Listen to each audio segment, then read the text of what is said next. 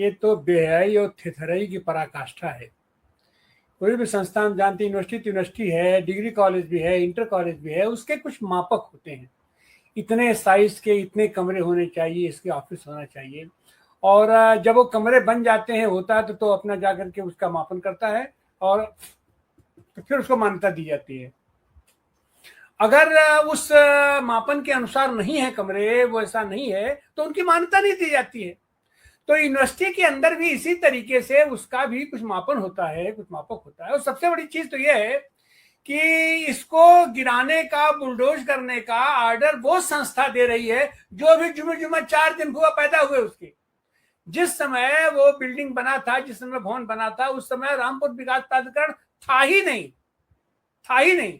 और वो कह रहे हैं कि नहीं, इसके पहले तो वो जिला पंचायत हुआ करती थी, वहां से नक्शा पास हुआ करता था, वहां भी इन्होंने नक्शा पास नहीं कराया है, इसलिए वो कंटिन्यूएशन में अपना चल रहा है, मैं दे रहा हूं।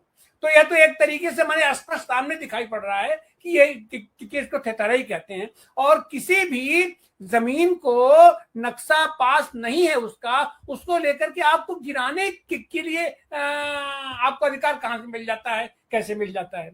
और तो ये तो, और ऐसी हालत में भाई ये तो निश्चित रूप से इसका रेजिस्टेंस तो करना पड़ेगा। लेकिन हम लोगों ने देखा है रेजिस्टेंस, अपना सर सेवा संघ के लिए हमने देखा है, गांधी विकास संस्थान को हमने देखा है कि वहां तो बहुत रेजिस्टेंस हुआ, सारे कागजात भी थे, कोर्ट में केस चल भी रहा था, कोर्ट का आदेश भी था, सब कुछ था, लेकिन क्या हुआ वहां पर? सब खत्म हो गया। उसके सामने वाली वो मस्जिद थी, 600 साल पुरानी मस्जिद थी, उसको भी रातों रात जो तो 4 घंटा के अंदर उसको लोगों ने खत्म कर दिया। लेकिन उसके बावजूद भी देश में कहीं से उस तरीके से रेजिस्टेंस उठता हुआ दिखाई नहीं पड़ रहा है। हमको लग रहा है शायद इसी कारण इनका मन रोज पर रोज बढ़ता चला जा रहा है। और जौहर विश्वविद्यालय का भी अब आजम खान साहब अंदर हैं और बाकी सारे लोग खाली बाहर से ही अपना भाग रहे हैं, सब लोग अखाड़ा खोद रहे हैं। तो ये तो इससे चलेगा नहीं। हमको तो जो दिखाई पड़ रहा है कि जिस तरीके से इतना व्यापक रेजिस्टेंस होने के बावजूद भी सर्व सेवा संघ को ध्वस्त कर दिया गया, उसके सामने वाली उस अंजन शहीद मस्जिद को ध्वस्त किया गया, या देश में तमाम जगह ऐसा होता है। अयोध्या में इतने मंदिर तोड़ दिए गए, बनारस में इतने मंदिर तोड़ दिए गए, हर जगह तो अभी जो 4 दिन पहले मुगल सराय का काली मंदिर उसको तोड़ दिया गया, उसके नीचे मजदूर दब के मर गया, लेकिन कहीं कोई सुनवाई नहीं है, कहीं कुछ नहीं है। तो उसी में, और ये लोग सबसे बड़ी चीज तो है कि पुरानी चीजें, पुरानी धरोहर को ये लोग तोड़ रहे हैं, जिसको तोड़ने में इनके जो सांसें ऊपर नीचे हो जाती हैं। और जो नया कंस्ट्रक्शन करा रहे हैं, नया कंस्ट्रक्शन इनके उद्घाटन तक भी नहीं चल पा रहा है, लेकिन उसके बावजूद भी साहब कहीं से कोई उसकी सुनवाई नहीं हो रही है। तो कुल जोड़ कर कि जो व्यापक निराशा और उसका माहौल बना है, उसके चलते तो देश तबाह होने जा रहा है, देश तबाह हो रहा है। लेकिन जौहर विश्वविद्यालय के लिए निश्चित रूप से कुछ करना होगा, और वो उस पर कैसे क्या हो, अभी तो पार्टी उस पर बैठ के निर्णय करेगी। अकेले का तो ये बात है नहीं, अकेले हमारे निर्णय से और हमारे उसको होने से तो बात ये बहुत शुक्रिया।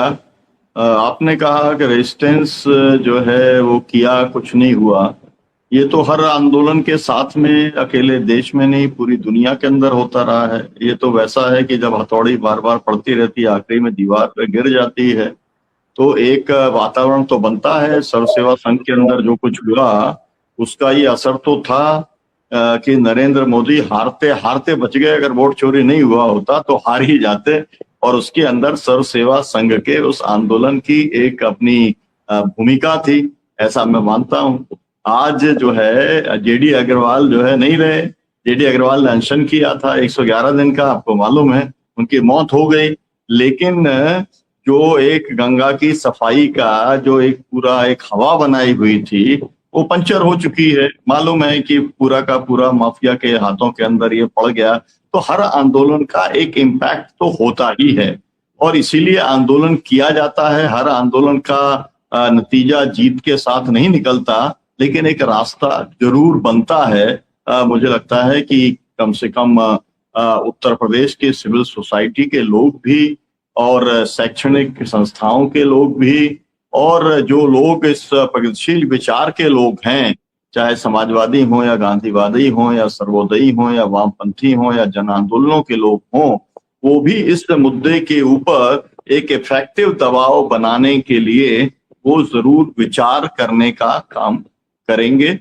हमने ये कार्यक्रम किया और इस कार्यक्रम का मकसद ये है कि ये बात ज्यादा से ज्यादा लोगों तक पहुंचे, ये चर्चा पहुंचे, लोगों के अंदर कुछ जमीर जो है उसके अंदर जिस तरीके से आदमी को कुछ होता है, दुख होता है, दर्द होता है, कुछ गुस्सा पैदा होता है, कुछ बहस आगे बढ़ती है बहुजन संवाद का, तो एक चैनल का यही एक लिमिटेड काम हो सकता है, इसलिए ये बहस की। आप सब इसमें जुड़े, बहुत शुक्रिया।